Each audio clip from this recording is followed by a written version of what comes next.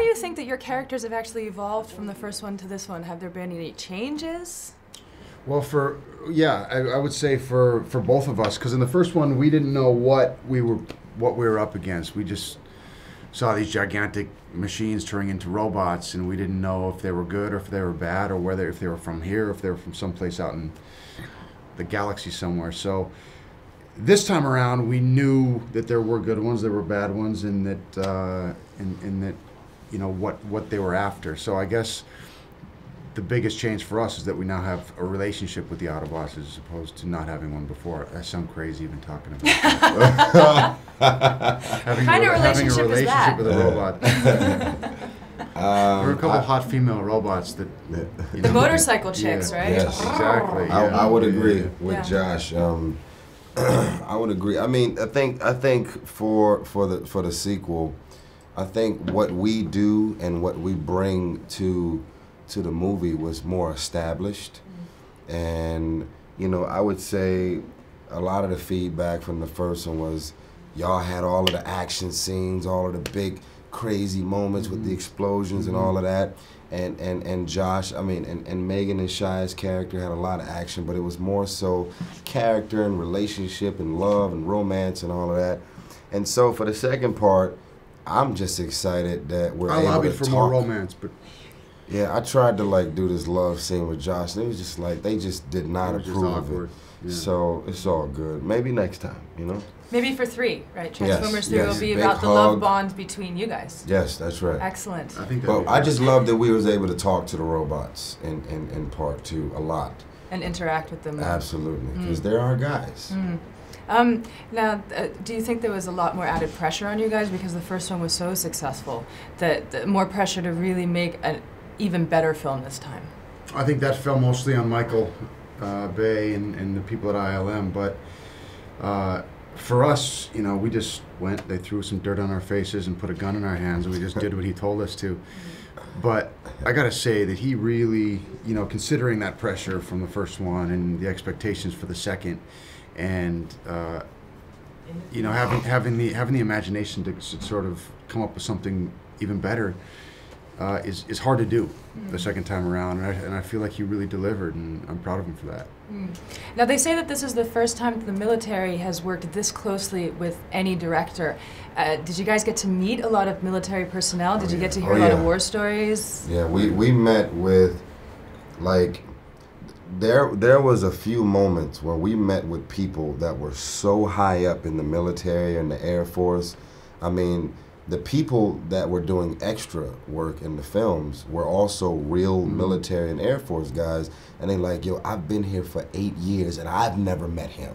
Wow. And so it was a very big deal to have these military heavyweights to come to the set, embrace us, and give us all access to so many different machineries and planes, and it was really unreal. Tanks, helicopters, jets, everything. I mean, it was pretty cool. I was like a little kid. Yeah. Half the time going, oh my God. Yeah. What is that? It was just so crazy because it becomes a thing where you realize that as a director, you know, working with Michael Bay, you know, you're just like, wow, like he could literally get anything he asked for. And that's that's pretty powerful. Yeah. To like just say, I want 12 tanks over here. I want some C-130s, which are like the biggest cargo planes. Yeah. And then I remember we got to the set one time, and Michael said, "Move this plane over. It's blocking the building. Move it over." So they like came out and moved the whole plane over because he asked for it. Like that's just. That's some mind-blowing stuff. Wow. But it's good. I think, just to elaborate on that a little bit more, I think it's been a symbiotic relationship in a way, because they've been very helpful to him and very open to whatever he needed. But at the same time, in return, I think that he tries to make the military look as good as possible. And Absolutely. I think it's and that's what we try to do, you know, that we get to know a lot of these guys along the way really well. I still have good relationships with a lot of them, and you know, one of my main motivations in a film like this is just to try to make them proud.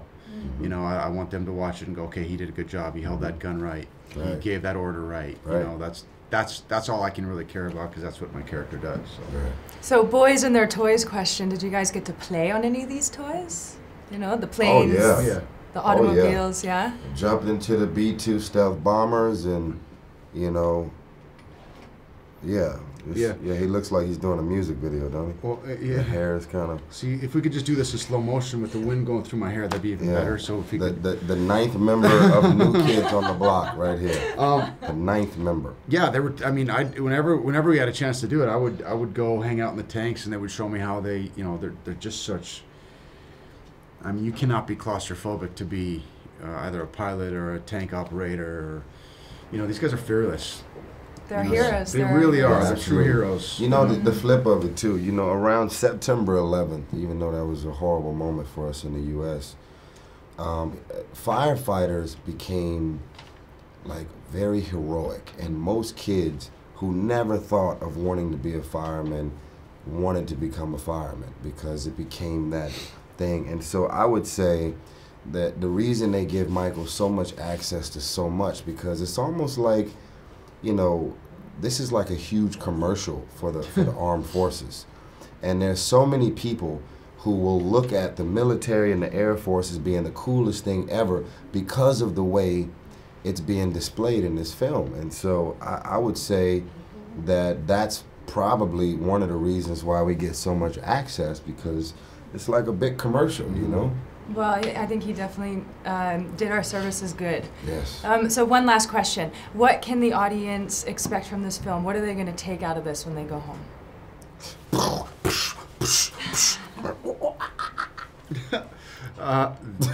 of that. Yeah, translate what I just did. Well, I think what is going to separate this from just an average action film is that it has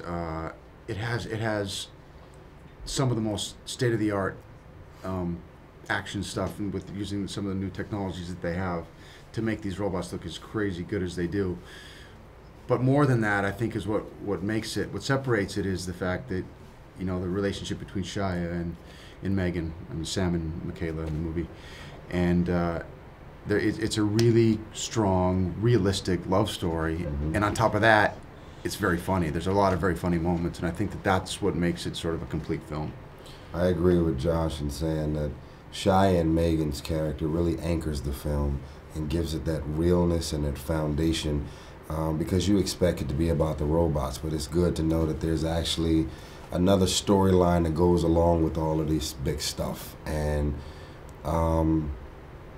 you know, I would say, you know, not to compare the 2 or 3, but if you think about the other huge franchise type films like the Spider-Mans and all of these other films, Spider-Man only has so many capabilities. You know, each robot has so many more capabilities. Yeah. They can do so many more things. They transform, you know, and it's just really, you know, and the thing is, to transform is one thing, but to switch the location in which they're transforming and how they I mean, it's just, it's really mind-blowing. If you watch very closely, too, you can see that he keeps trying to make eyes at one of those motorcycle chicks. And she goes, "I can't, I'm sorry, you're a real boy." I think they might have cut that out, actually. That'll probably be in the extras. You guys are hilarious. Well, thank you so much for your time.